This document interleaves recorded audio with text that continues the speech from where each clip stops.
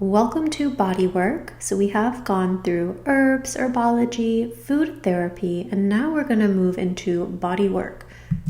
So body work is essentially how we are intentionally moving our body, what things we can do to our body, with our body, access certain points, how we can warm certain areas, just everything to do with the physical form to help assimilate our food better, help the herbs get to the areas they need to go, and enhance our circulation and overall fertility.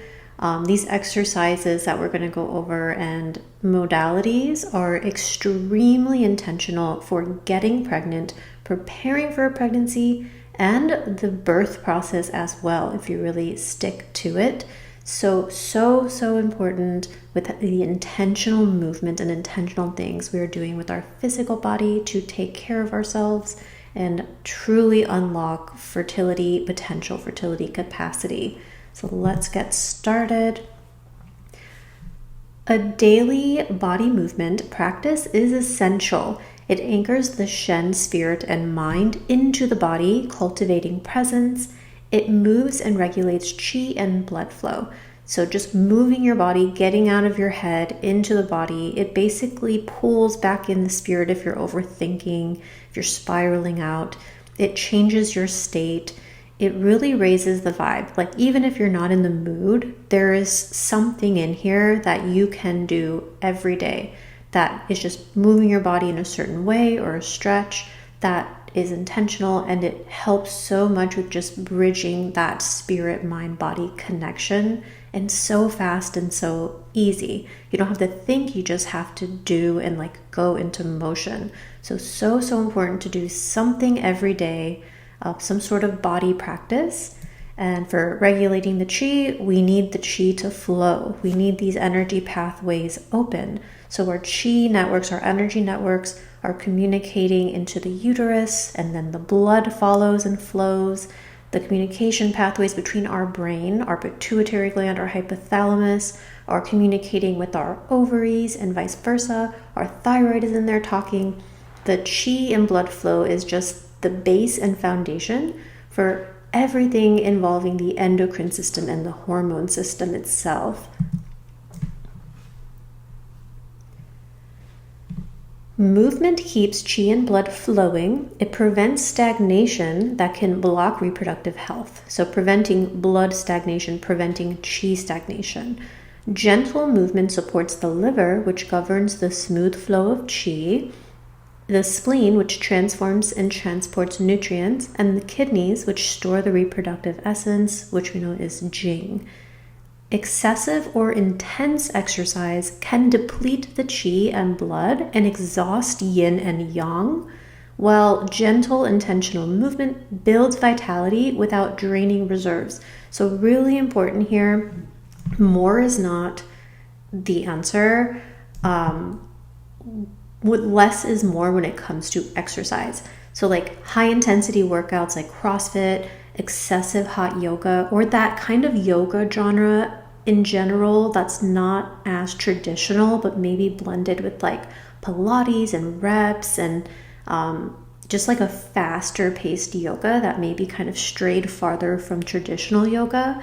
High intensity interval training. These are generally too yang and damaging to yin for fertility purposes. Ideally, if you're ready to start trying for a baby and you're in that phase of your life, it is so important to start kind of finding your boundary with fitness. And instead of pushing the limits, with fitness, generally we're taught to just do it, push the limits, fight like an athlete. In this case, we want to find that limit and maybe only pass it a smidge, or stay right at that boundary where you're staying fit and you're kind of keeping toned and good for the mental health. But anything that pushes you way past that limit, an athlete level type of training, is definitely not what we're looking for right now, especially in this phase of our life where we're really trying for a baby and getting the body ready for a baby. So for fertility purposes specifically, and cultivating that yin and that jing, we want to stay away from that high intensity level, like pushing way too far past our boundary. It is often better to choose lighter and balanced workouts if working out daily. So examples of that would be light weight training. So that lightweight training, low weight, bigger reps. So not like strong weights, low reps. Yin yoga, moderate yoga flows, tai chi, qigong, zumba, dancing, long walks, and calisthenics, which are, if you are into like the toning and the weightlifting, light weightlifting paired with calisthenics with like the rings and kind of using your own body weight more is a beautiful place to be. Movement, when done with intention, becomes medicine for both the body and the spirit. Listen to your body, adjust based on energy level and menstrual cycle phase. Prioritize consistency and intuition over intensity and perfection. So what does this mean? Basically, being more intuitive, right? Like not forcing yourself to get up every day and run cardio, see your watch heart rate up to a certain level, or raising your weights, and again, like pushing past that boundary too much. We want to start really listening to our body. And the easiest way to do this is changing your activities based off what part of your menstrual cycle you are. So this is called cycle syncing, which can go as far as like what foods you're eating, your activities, what you're doing. Planning your month and activities around your menstrual cycle is a great way to like start tuning in. So like, for example, if you're in follicular phase, like day 3 of your cycle, you're done bleeding, your follicles are starting to grow, you're on your way towards ovulation. So that period of time, go nuts, go crazy. If you're a runner, you can run. If you're calisthenics, weightlifting, this is a great time to be super, like the most active. Ovulation is the peak, right? It's like spring time of the season is our follicular. Then ovulation would be the summer, so hot. You can, again, like cardio, you can do more yoga. Here is good to cultivate more chi because we're at that peak and we want to cultivate as much energy for strong ovulation. Luteal phase, we want to kind of slow down a little bit. We want to encourage implantation. We don't want to stir things up too much. We just want like to keep that chi and blood flowing to the uterus through slower movements, but still intentional not to be as strong as maybe you were in ovulation or follicular. And then late luteal to menstrual, you want to do really yin yoga, stretchy, flowy, like just definitely more slower pace, light walks in the sun, things of that sort. So if you're not used to really tuning in and like asking yourself, what do I need today? And knowing the answer to that, you can start with changing your activities and your fitness based off where you're at in the month. So yoga for fertility. If I were to recommend any fitness or exercise with this phase of your life with trying to get pregnant, it would be yoga. Yoga focuses on restoration, connection, and using your own geometry and body weight to accomplish the goals and like the muscle groups of the body. The benefits include enhancing pelvic circulation. It moves chi and blood through the whole reproductive system, creating a healthier environment for conception. It gently opens the hips and the lower abdomen. I think it's one of the best modalities and best ways that like really get into those micro muscles. So you'll be like holding a pose and feel a little shaky. That's accessing your stabilizer muscles and those tiny micro muscles that you couldn't really isolate with weights or isolate with any other exercise. So it's a really great longevity thing to do.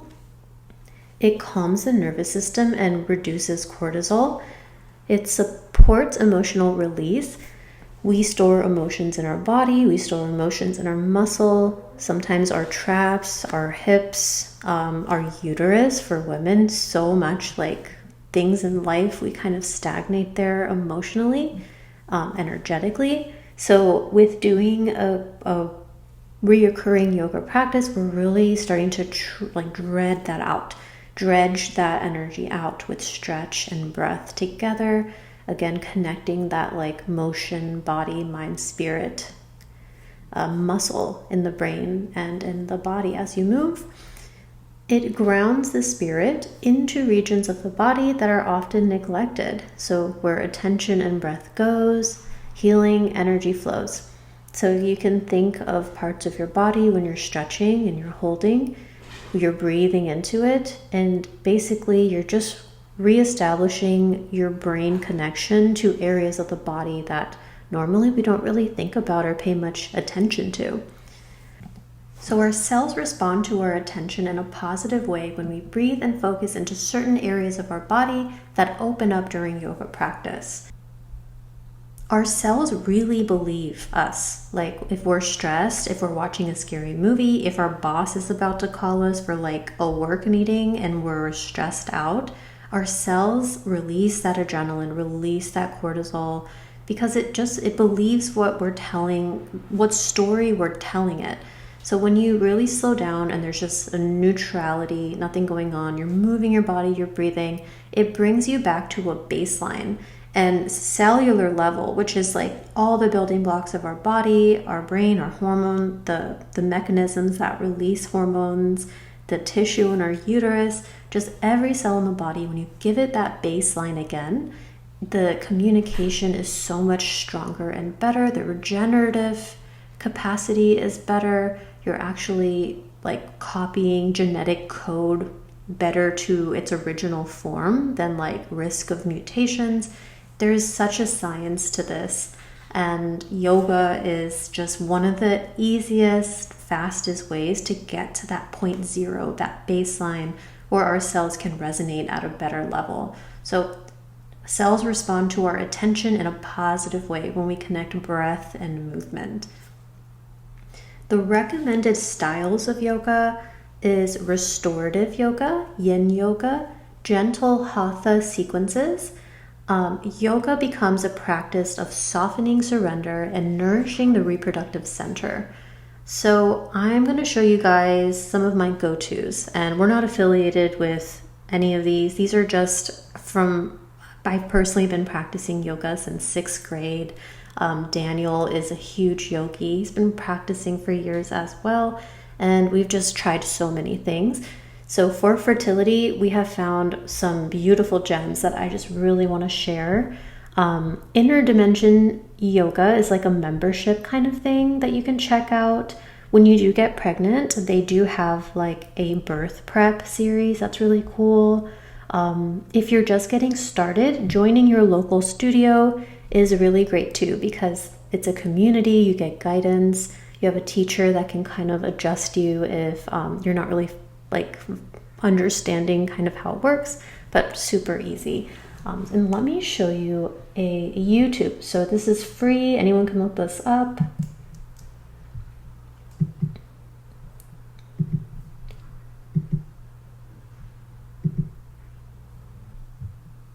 So this channel I found recently is actually something I've been starting to recommend to patients, especially this series right here, the Chakra Yoga playlist.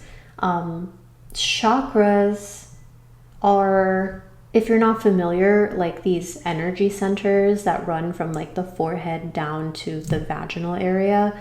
And if it sounds kind of like a far out hippy dippy kind of thing, but if you really look, so like the pineal gland chakra is in line with the pituitary, the throat chakra is like basically the thyroid.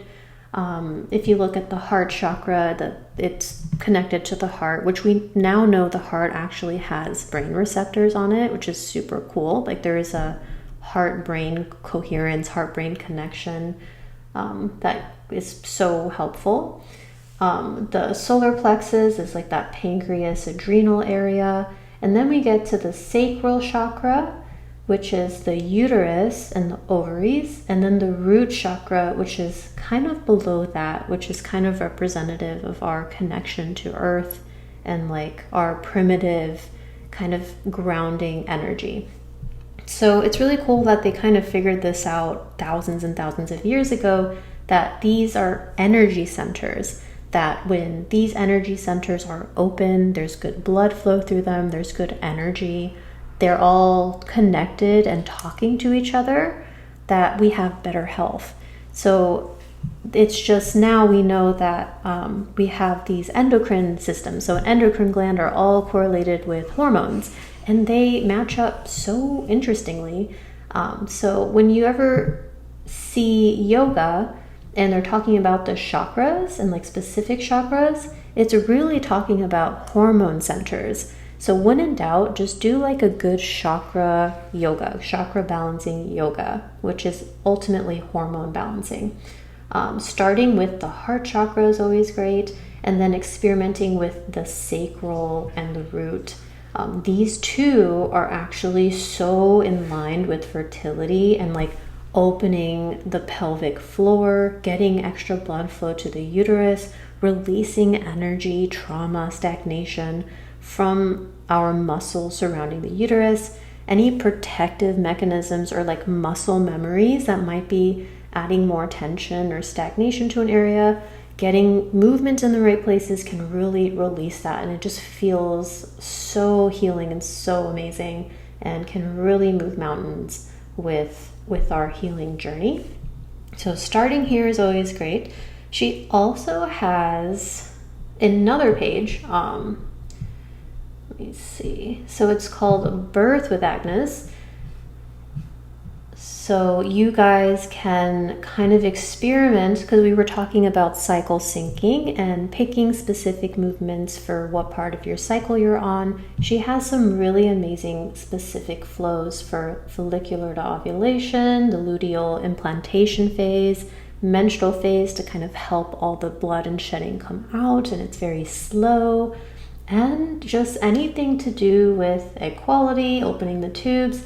It's just very intentional for the fertility journey and like the parts of your cycle you're on. So I really love recommending this to patients, to be really intentional with your movements in your fertility journey. And then when you're pregnant, doing like good prenatal yoga as well to help with the pelvic floor and getting ready for labor. And actually starting now.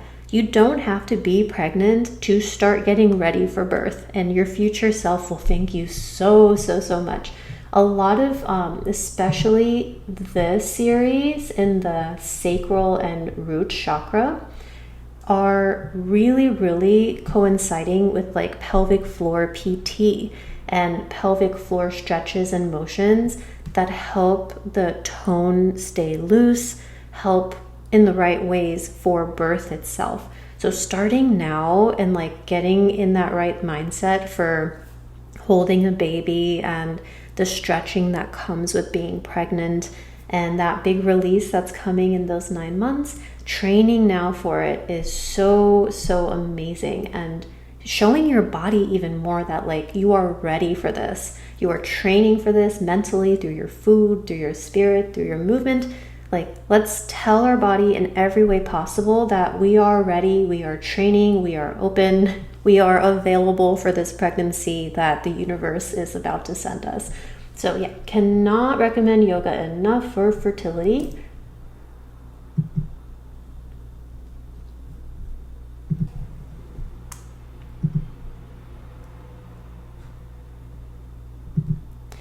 The next form of exercise that I really recommend is dancing, like 10 to 30 minutes, a guided class, just whenever you feel like it. You can turn on some music, allow yourself to jump up and down, sway left and right, spin, move your hips in big circles, just very intuitive motions. If you're not someone who likes to be kind of told what to do or a big exercise person in general, this is really great.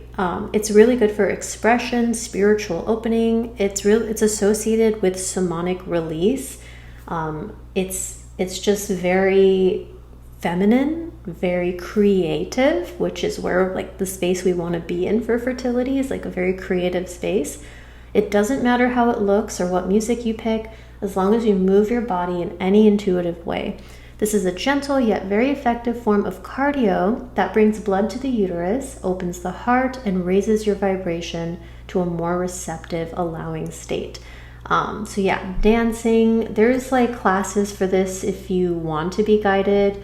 There's a class called The Class, like just The Class out there that's dance oriented, but it's a like somatic release kind of thing where you're jumping, you're moving, you're just being very like intentional with your motion. But yeah, this is not complicated at all. Just music, moving your body, raises your vibration, very feminine, very fun. Yeah, it doesn't matter what it looks like. I love this little meme over here. Do not kill the part of you that is cringe. Kill the part of you that cringes. So just go all out. No one's home, no one's watching. Be yourself. This is healing, it's feminine, and definitely very fertility friendly. Simple daily exercises to boost fertility capacity and energy. So something you can just do every day. You don't have to make it this an official yoga flow, an official gym run, an official time or anything. Like the bare minimum, a brisk walk in nature. This is by itself huge. It clears the mind, it moves chi and blood, it expands and cleanses the auric field, which there is science to this, that we kind of emit free radicals in our biofield, like EMF retention, and there's a whole thing about that. And when you go outside and you kind of walk near trees and near nature, it can cleanse that for you. If you've had a rough day or kind of have a lot of cords to people or very social and you're very tired, a nice walk in nature really replenishes you and grounds you.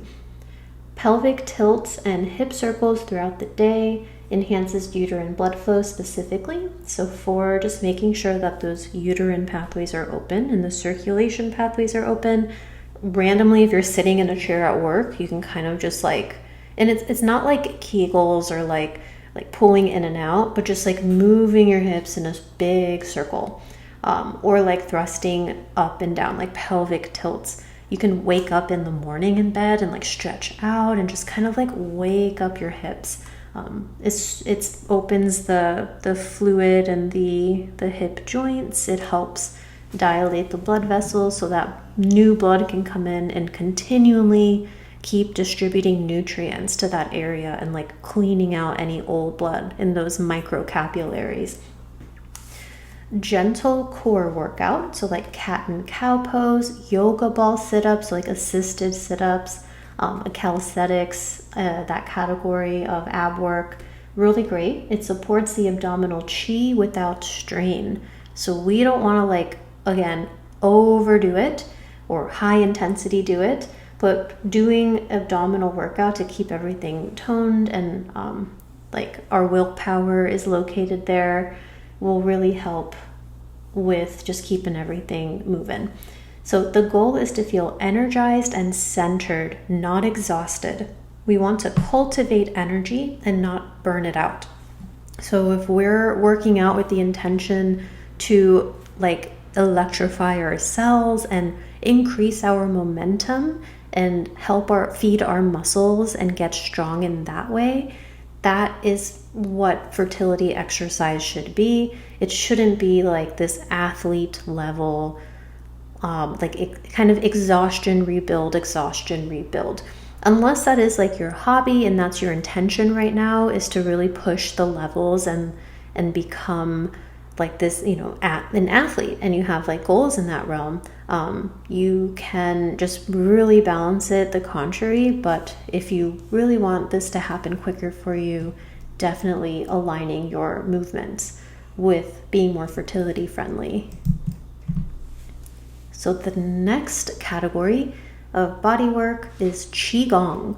Qigong for fertility. Qigong is definitely considered more of a movement medicine, movement meditation. It's a lot slower than yoga, and it is just one of the most beautiful cultivation exercises for energy that is available. Qigong is an ancient Chinese practice combining slow flowing movements with breath and focus. It is the foundation of many forms of martial arts. So the way I like to explain this is that Tai Chi, if you ever see people at the park, like doing these very slow, kind of flowy, kind of like a dance movement, like looks like a martial art. It's kind of like harnessing energy and cultivating chi and energy for the sake of like transmuting it into an opponent or something of that sort. It makes you more powerful. Qigong was designed to be more medicinal. So you're cultivating chi and energy to put back into yourself or put back into meridians or acupuncture points. So it's more designed for medicine, more designed for healing, and that energy cultivation to put into yourself in your healing. So benefits for fertility specifically is that it cultivates chi, life force energy. It moves and regulates the chi and blood. And again, like you cultivate the chi and it puts it into these centers. So like the kidneys, the spleen, the liver. It makes sure that the chi is not stagnated in the meridians or the pathways that run from the brain to the uterus, etc. So it nourishes the kidneys and strengthens foundational energy. If you are an adrenally tired person, if you do exercise of any sort or like go do cardio and you come home and you are burnt out and exhausted, maybe you're working really hard, this one is for you. The Qigong, for anybody that's tired or that is in the burnout category or gives a lot more than they're able to give themselves, this is the one I would recommend you really rely on for that, just nourishing the kidneys and the Jing. It also calms the mind and reduces stress, which impacts hormone balance and supports emotional balance and body awareness. So grounds and centers at a very deep level. So I'll show you some places you can go to give this a try and like some follow-alongs. Yochi is a website you can go to find follow-along Qigong videos. Again, I like to find practitioners and providers that are as close to the ancestral kind of traditional way. She does have a YouTube channel as well that's free, so any one of you can go on there and take a look. So it is Yochi Yoga and Qigong. So she does like incorporate some yoga with the Qigong. I would recommend starting with just the Qigong, however, videos. And I'll make a list of the ones that I recommend to our patients. There's a couple big ones that are so intentional, like these two for hormones, for grounding and like grounding the uterus and moving uterus blood. A daily Qigong routine I think is on our list. And opening the doors to life. This one is really good for the kidneys and the Jing. So I'll make a little list where you guys can kind of stick to the more foundational ones. Oh, this one. I don't think she has the full one here, but this one's really good.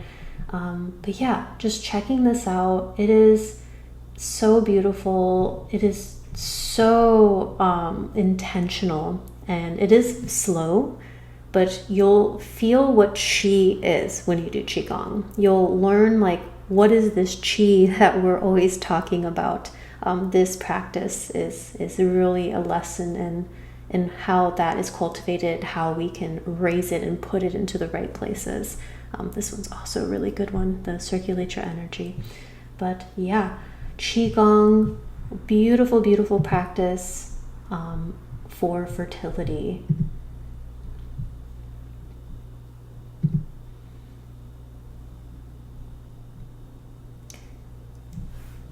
Qigong translates. So more on Qigong. Qigong translates to energy cultivation. Qigong, energy cultivation.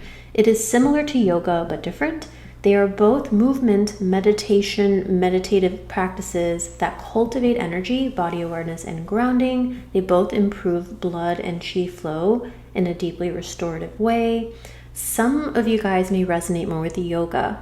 Yoga is like actually really moving your body and connecting like more big, robust movements and holding stretches, with the mind and the breath. And some of you guys may resonate more with Qigong because the body has been taxed enough to a point where you need to do a little Qigong to regenerate and cultivate more before you jump into yoga or like any type of movement exercise. It is highly advisable to get into one or the other, like just starting out, just pick one or the other. And if you're in a place where you can do both, incorporate both. Like you can pick one a certain part of the week or a certain part of the cycle, and then another one later. So both extremely medicinal. Qigong, however, is definitely more cultivating, more less movement of like your physical body, more cultivating of qi energy. Definitely like an energy medicine movement. So 20 minutes per day of yoga and or qigong done consistently has profound impact on fertility capacity. So just try to get 20 minutes every day of either or. Go back and forth, rotate through like your favorite ones, and it is life-changing. It is so expediting on this goal of getting ready to become a mother and carry. So cannot stress that enough. Qigong and yoga as like a primary fertility exercise. Next up is the Lajin stretch. So Lajin stretch is, I recommend this for anyone who is maybe more so stagnated in the uterus. Anyone who has like period pain or fibroids, PCOS, endometriosis, like you can just kind of tell that your hip flexors are tight, you have like more tension in that lower area of your body. If you sit a lot, like most of your job is sitting down, lodge and stretch once in a while, like a treatment of this is so beneficial on top of like your other exercises you're doing. So Lajin stretch is a famous stretch that is used in the East as a treatment for many health disorders. Like in China, there's practitioners in this. So it was designed by one doctor, and this table was created for it. And you can like walk home from work and like get strapped in by a practitioner for a session in it. And it is said to be able to cure any disease. So like if you read the literature on it, like there's these like miraculous healings involved with people who were doing this every week. It's supposed to be kind of a cure-all for just anything, specifically for women's health and like uterine disorders, menstrual disorders. It is the only stretch that opens up all of the body's meridians at once. So meridians are these kind of rivers that run from organ to parts of the body, and each acupuncture point is located along these channels, and each acupuncture point has a different indication and interacts with the other meridians in different ways. And there's like thousands and thousands. It took us 4 years of schooling to even learn all of it, and there's still so much to learn. But the meridian system is quite an intricate thing, and this stretch can open every single one of them at the same time, which is pretty outstanding. It is especially used often for fertility and menstrual disorders due to the deep opening that brings blood and nutrients to the uterus and ovaries, as well as open all the meridians associated with women's health.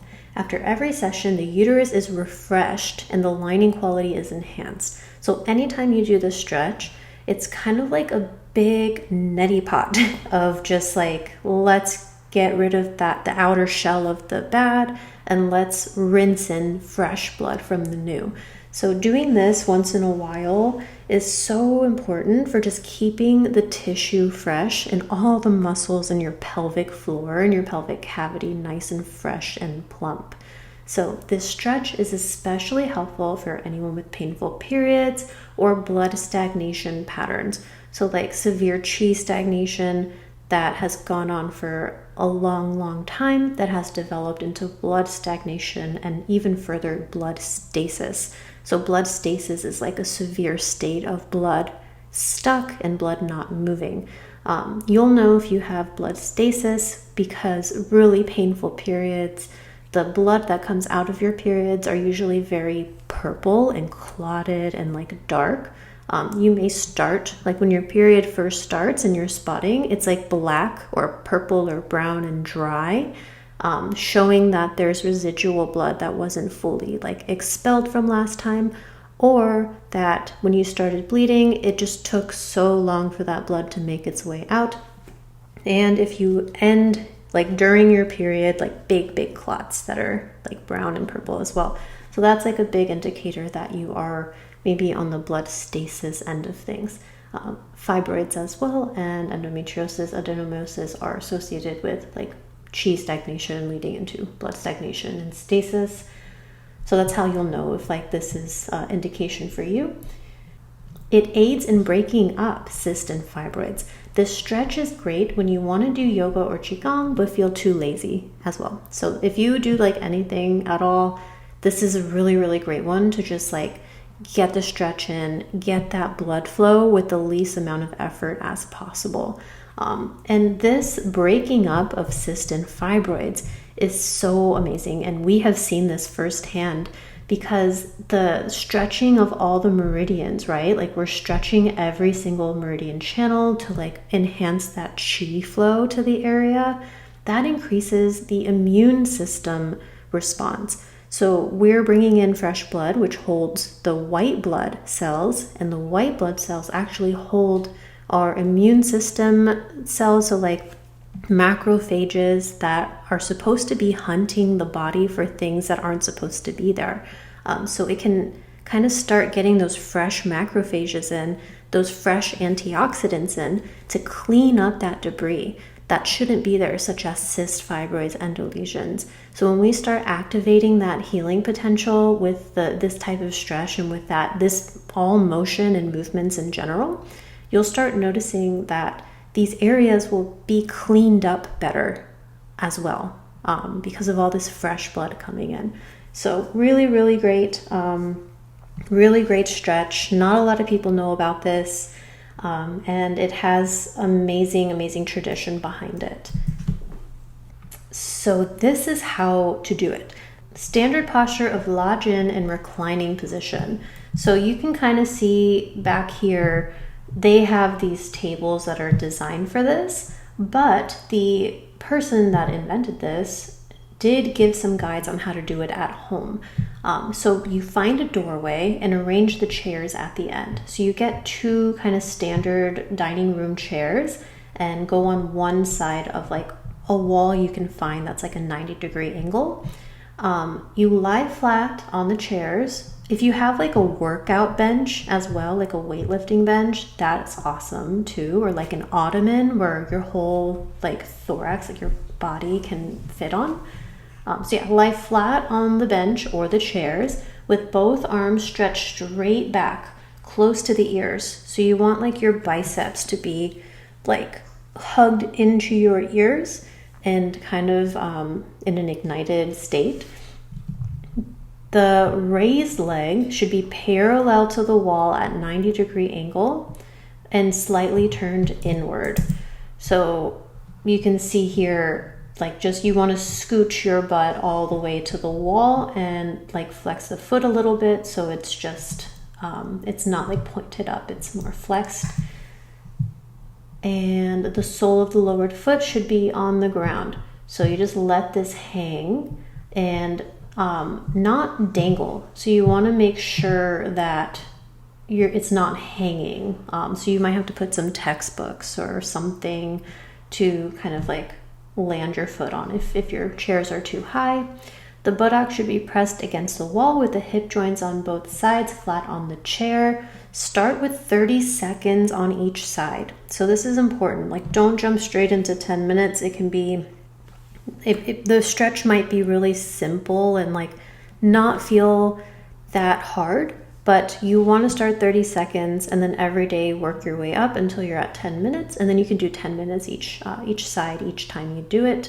So yeah, if you have a history of knee issues and you do experience knee pain, like on this leg while you're doing the stretch, avoid it because this the meridians that do run through the knee, it does target the ones like under the knee. So it's a really deep stretch again. And if you do have knee issues, I would recommend doing this modification.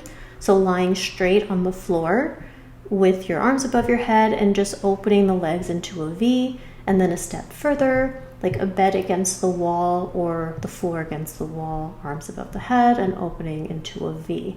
That still accesses most of the meridians. It might just be excluding the ones that like run behind the kneecap, which my little doll doesn't show that, but the ones that run through the uterus will definitely be addressed in this. But yeah, lodge and stretch, really famous and big in the East. I haven't really seen it make its way here yet, but hopefully maybe you guys could spread the word, because it is quite a miraculous stretch in the world of like acupuncture and Eastern medicine.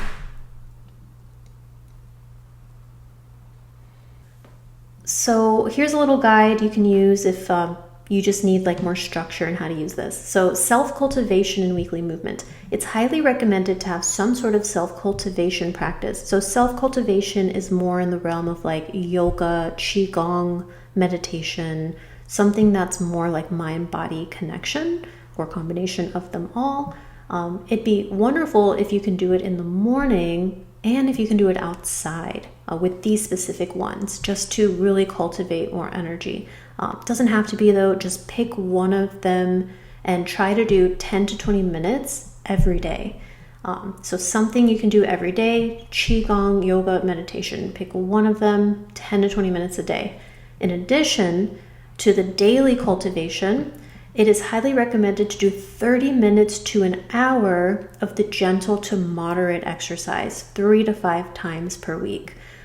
So this would be more like long walks. So if you take a walk for 30 minutes to an hour, really great. 3 to 5 times a week. That's not every single day, right? 3 to 5 times a week, long walk. 3 to 5 times a week, a longer yoga flow. So like maybe like a vinyasa flow or one of those chakra flows where it's a little more dynamic.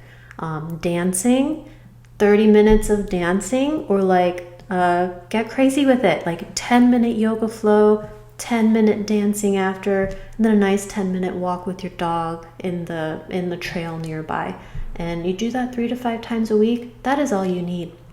You will, when you get healthy, you will see it in your body. Like you'll be more toned in the right places. You'll feel like that, you know, those women with that jing, right? There's like that beauty that's just emanating from their eyes, from their hair. It's more of a longevity type of movement and exercise. And if you stick to this guide, 10 to 20 minutes of self-cultivation every day within the yoga, tai chi, meditation every day, and then 3 to 5 times a week, 30 minutes to an hour of a higher moderate exercise like the yoga, the walking, and the dancing. The stretch you can kind of weave into all of it because it's just like a good deep stretch. So definitely try it out, stick with it, and worst case, if you're just getting started, just pick one of these things, like just one of them, and just try to do it a couple times a week. And that in itself, just because of the medicinal quality of these movements that we picked for fertility, in itself is beautiful, and you're doing a great job. So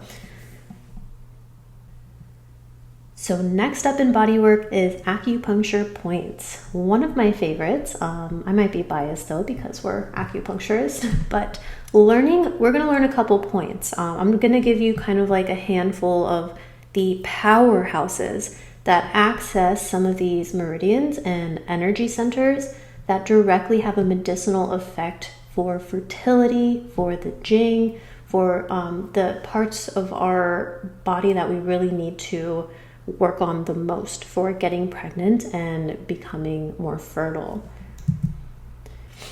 So acupuncture points, in a nutshell, this is kind of the indication of what they do. By accessing acupuncture points, you activate the body's self-healing mechanisms. So we're kind of trying to open the inner pharmacy by pushing onto a point, sends the signal to the brain, and the energy and the connection through that specific meridian channel interacts with different parts of your body and other meridian channels. So it, in a nutshell, activates the body's self-healing mechanisms. It can release endorphins, serotonin, dopamine, GABA, and other neurotransmitters that are big tonics for hormones and brain health. It opens hormone pathways. It signals to stimulate specific organs. So by accessing acupuncture points on specific meridians and channels, we're stimulating organs and the home of where that channel is associated with. The signal along the meridian pathways increase qi and blood flow. So if you're pushing onto any point or needling any point, you're by itself, it's just inevitable, are stimulating blood flow and energy cultivation. Balance yin yang depending on points on the meridian or used. So every point has a different indication. Some points are more the yang on the channel, some points are the yin of the channel. Every channel is a yin or a yang channel. So we can really kind of like manipulate and balance if there's like an excess or deficiency anywhere. It's very linked to the entire nervous system and the brain's connection to the nervous system. So like not nerves itself, although some of them do align with nerves, we've learned in like modern day. But accessing these acupuncture points help that brain nervous system connection and the way they're kind of interacting with each other, or maybe overreacting with each other or underreacting with each other. So we can kind of tone that relationship through the access of acupuncture points. So we use a blend of points along meridian pathways and something called mirror points to access energy vortexes. This gains entry into deep networks and internal paths. So for the points we're going to give you specifically, they're going to be kind of the bigger energy vortex that kind of, they're the gateway to those deeper uterine, deeper essence, adrenal, hormone communication networks. A stimulation to an acupuncture point sends the signal to the brain to send healing immune activity to the area we are targeting. This intelligently balances, increases blood flow, and activates the body's self-healing pharmacy and regenerative mechanisms. So another way to look at acupuncture points is that acupuncture theory, when used in this specific way, is similar to wormhole theory in the way that it works. So a point is located in an area that folds into another area of the body, or is synced into, or like the location goes to another area of the body. So embryonic organization centers is what this is called in modern day. Many of the strongest acupuncture points are located near the elbows, knees, wrists, and ankles. When the human body was an embryo, arms would grow into hands, legs into feet, and from those areas, so on and so on. So when you think about it this way, you can see how all of the information to grow and regenerate the entire body can be accessed from one point. Because one point of our body at one point was somewhere else, if that makes sense. We start as one cell, we grow into 2 cells, 4 cells, 8 cells, and we kind of reflect out into a human consisting of trillions of cells. Therefore, all of the information to grow an entire body is in one cell. This is the power of acupuncture. So again, this is in a nutshell, but if you think about it, like we start as 2 cells, 4 cells, 8 cells, and we start mirroring, like the left side is exactly the same as the right side. So by pushing a point on your hand, it is mirroring like a point on your ankle. Like your thumb is the same as your big toe. We have a pinky toe, which is the same as our pinky in our hand. If you divide our face in half, our whole body in half, the left is a mirror of the right. So we know like left brain controls the right side of our body, the right brain controls the left side. So we use points to kind of stimulate specific areas. So again, in a nutshell, not to get too far out in this, this is like what we do every day, and we just love this medicine so much. So just trying to kind of explain the magic of it and the power in these points that we're going to show you. More on acupuncture points. Certain points activate a direct response to an area elsewhere. So like we talked about, you can push into a point and it is sending a signal somewhere else in the body, just due to the wormhole theory, due to the meridian systems and the nervous system. Some points open meridian pathways and increase qi and blood through it. So there are certain points that are just responsible for increasing the awareness and the blood flow and the immune system to the area. Points can reduce excess activity. Some points can nourish deficient activity. So you can kind of, the way I like to explain it too is like gardening. Every meridian has many, many points, and each point has a different intention. So depending on what's going on with the organ associated with that meridian, we pick the points that are going to help bring things more into balance. If there's a deficiency, we're going to pick the points that nourish and like raise the deficiency. If there is an excess, we're going to pick points that kind of take it down, kind of open and resolve whatever it is, whether it's heat, stagnation, dampness, mucus, etc. So we manipulate the meridians in this way. A point can also be associated with an element to help balance the body.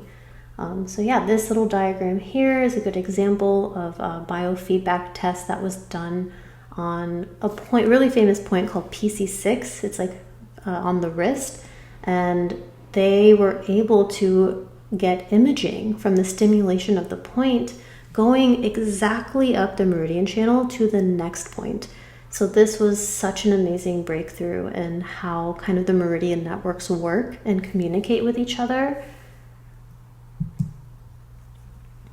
So acupuncture and acupressure helps improve fertility.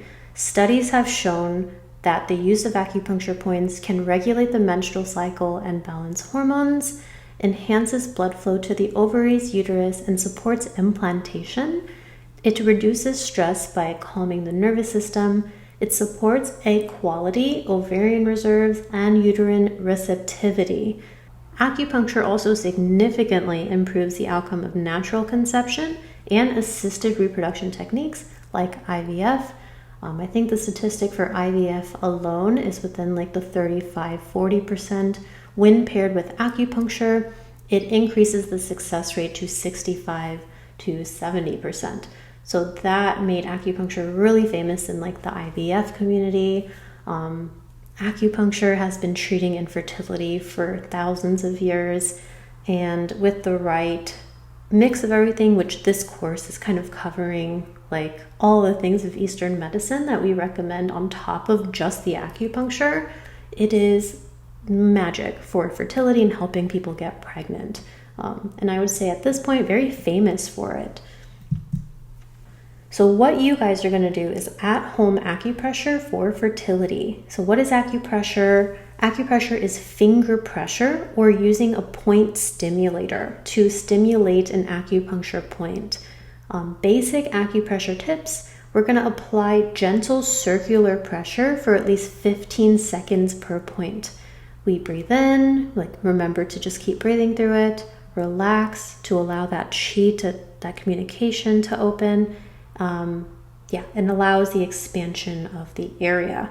So we'll use it daily, at least 2 to 3 times per week, especially during ovulation. The best time to do acupressure is in ovulation and luteal phase if you can. So some helpful tools if you want some probes or like an actual point stimulator that's not just your finger. They have devices called like electro point stimulators using crystals. So you push this button and the crystals like hit each other and it creates this little electrical spark. So you put it on the acupuncture point and you just hit the button and let it spark into the points. You can also use acupoint probes. And while you're doing acupressure, it's nice to lay on a heat pad in the lower abdomen or the low back, like a heat pad on low, just to warm the uterus and kidneys as you're sending like the signals from the acupuncture points to the area. So this is an example of a probe. They sell them everywhere now, so you can even use like an unclicked pen or just something that you can hold that's not your finger to stimulate these points as well. There's also tapping, where you kind of put your thumb, your pointer finger, and your middle finger together to make like a pinch, and use that to tap into the points. So you're kind of applying pressure through motion and tapping, which is one of my favorite techniques. So these are the acupressure points for fertility. These are the ones we specifically chose because they are the most powerful, the most balanced, and they cover all of the angles of that treatment plan and intention that we went over earlier. So these you can incorporate into your body work schedule. You can do this daily, you can do it around ovulation, you can do it whenever you remember.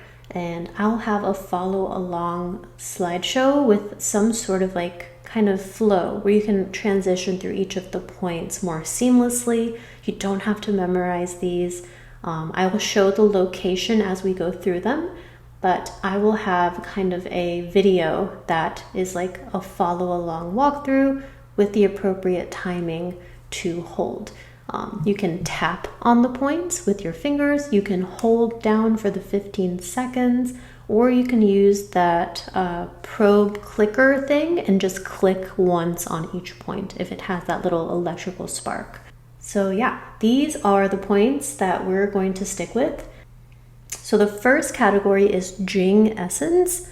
This is going to be kidney 1 and kidney 3 acupuncture points that help bolster the Jing. They open the meridian that goes to the center where the Jing lives and the Jing is held, to help give it more chi, more energy, and cultivate more of that postnatal Jing. Blood and lining quality, the points are going to be liver 3, spleen 6, stomach 36, and spleen 10. Specifically, spleen 10 is so amazing for moving chi around the endometrium and myometrium of the uterus and helping open all that microcirculation. The liver 3, spleen 6, and stomach 36 help build blood and bring blood and nutrients into the uterus. So this group is so important. The local chi and blood plus kidney tonic. So this is just responsible for moving chi, adding chi, and building and bringing the blood to the uterus itself. That's going to be Ren 4 and Ren 6. Ren is called the conception vessel. So this meridian is called conception vessel, which is super applicable to what we're going for here. So Ren 4, Ren 6. Next category. So these 2 points in this category, pericardium 6 and spleen 4, these are used together to open the Chong meridian. The Chong meridian's in charge with all the blood pathways to the uterus. So another like making sure the uterus is open, the pelvic floor has good circulation, etc. You use these 2 points together to open the Chong. That's the only way you can access the Chong meridian is when these 2 meridians open and are talking to each other. The next one is also a pair that opens the entire conception vessel. So lung 7 and kidney 6, when used together, open the entire conception channel, which is called the Ren. This one is so important for anything to do with conception and for the entire line that runs from the uterus up to the brain. So this one's really amazing for communication pathways between the hormone centers of the brain and the hormone centers of the uterus. And this one is for pituitary tonic. It raises the yang and it calms the spirit. That's going to be Yin Tang and Du 20. So we're going to help you with locating these in a way where you just follow along. Again, no need to memorize them, but these are definitely big powerhouses and the really, really like big communication stations when it comes to fertility and everything having to do with the meridians involved with fertility, pregnancy, maintaining a pregnancy, and hormone balance.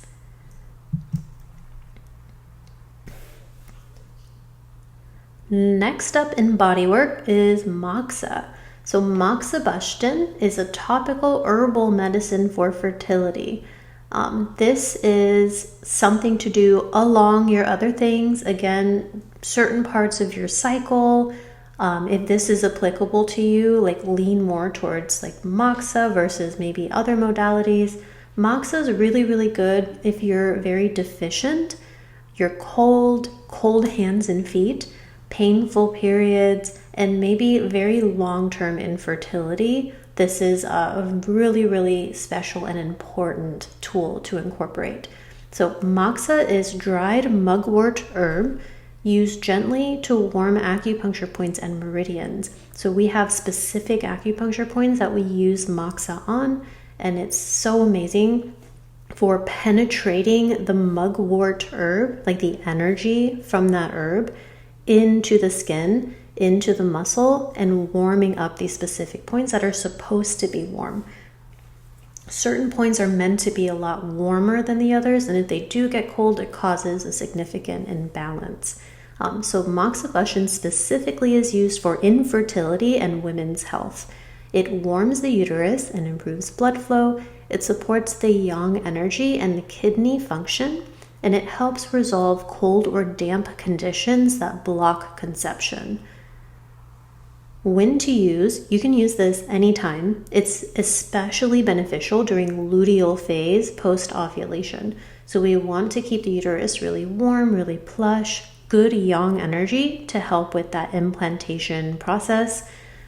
It's really good too if you're cold type infertility or yang deficient patterns.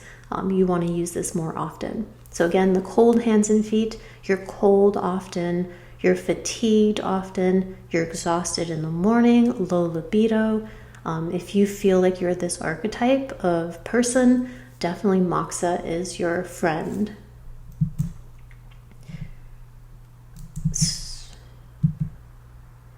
So in this picture, this is called smokeless moxa. This is the traditional moxa.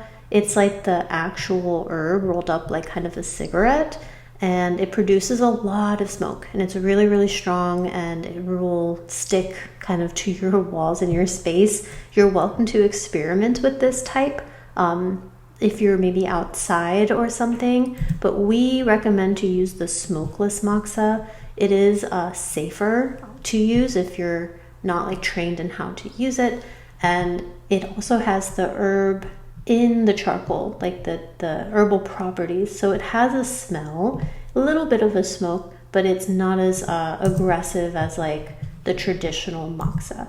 So that's the difference between the two. For this course purposes, we are going to demo how to use the smokeless moxa specifically. So in a nutshell, how to use smokeless moxibustion. You'll light it like a cigar, like you'll have a lighter, you'll spin it, and when you see that it's red, like you can blow on it and it's starting to turn like this amber red, you'll bring it over to your skin, hold 1 to 2 inches above the skin, never touch the skin with this, it will burn, 1 to 2 inches above the acupuncture point, and you're gonna warm the point in small circles or back and forth. You stop when it feels hot. The way I explain it is when you feel the yang spill over. So it's like you're filling a cup with warm, you're filling a cup with yang energy. When it gets to a point where it spills over, it's like, oh, hot. That's when you stop. Use in well-ventilated space and follow the safety instructions. Never use on your face or open wounds or scabs. So pretty simple. We'll have a demo on how to use it, so please watch that before using, and we'll also link where to order as well. Amazon does have like direct people who sell the smokeless moxibustion. Just make sure it's not cracked or any fault in the stick before using. And we'll show you how to put it out, to reuse it, and how to ash it, because you do want to kind of scrape off the gray, like this little layer of gray charcoal will build up. You kind of scrape it off and then you keep going. So super, super easy. Once you do it once, you'll feel more confident and you can keep going. But moxa for fertility is so famous. In China, they actually like they'll put the smoked moxa in these little boxes and put it on the uterus and just like really warm the area with this mugwort herb. In pregnancy it's used. So this is one of the most popular used women's health body works and modalities. These are the points for moxibustion, which we will also publish in a little PDF so you can follow along. So you're going to want to hold the moxa stick over this point until it's hot, over this point until it's hot, spleen 10, and then this kidney 1. So these are also in your acupressures. You'll already know where to find them after you've done your acupressure a couple times, but moxaing these points specifically, absolutely amazing for fertility and warming the channels that should be warm and higher in yang for getting pregnant, and that luteal phase implantation. Acupuncture, acupressure, and moxibustion work together to warm, nourish, and open the body for life. Always practice these with intention and care. So definitely when you're making space in your day to do this, just really feel the energy, like really feel the intention behind these. These points are so special. They're thousands and thousands of years old, and their indications and medicinal properties are just farther out than we can cover in this module. But just really honoring them, really feeling their energy, and trying to feel in your body like where it's going and the meridian that it's adding energy to.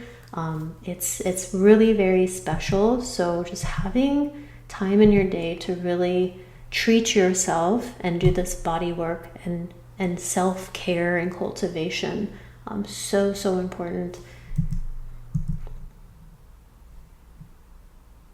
But yeah, that covers bodywork section. Again, remembering not to go every single one of these all at once, right? We want to cycle sync, especially with the fertility friendly exercise. So start playing around with qigong, with yoga, with tracking what part of your cycle you're on and making appropriate choices to what kind of exercise you do. So like the walking, more vigorous, more fast-paced yoga flows, lightweight lifting, things of that sort, follicular to ovulation phase. Between ovulation, luteal, and menstrual phase, more of the qigong, the yin yoga, etc. Which at the end of that, Fertility Friendly has a good guide you can follow for how to use exercise throughout your month. Qigong, amazing for that adrenal health, for those kidneys, for cultivating more qi and energy. One of the best ways to do that. Lajin stretch to do once in a while to really move that qi and blood in a more comprehensive way. The acupuncture points and the moxa used together, magic for treating yourself. So because we can't always go in for acupuncture treatments and get the needles done, doing this more often can really help with the intention of what acupuncture does. And the moxa, ancient modality, ancient herb, beautiful indication for fertility and getting that baby room warm and ready, and even more of that specific type of circulation we need for those nutrient reserves and for implantation, and for that first trimester sustaining and retention support. So amazing stuff in bodywork. We're going to add some resources to help navigate this, links on those people that I referenced to start with the yoga and qigong. Can't recommend them more. Always try to find people that follow closest to the way it was written. And sometimes the modern can be a little too young, a little too pushy. So always make sure it's with the intention of restoration, health, and intuition. So really awesome stuff, and I cannot wait for you guys to dive in and experiment with some of these.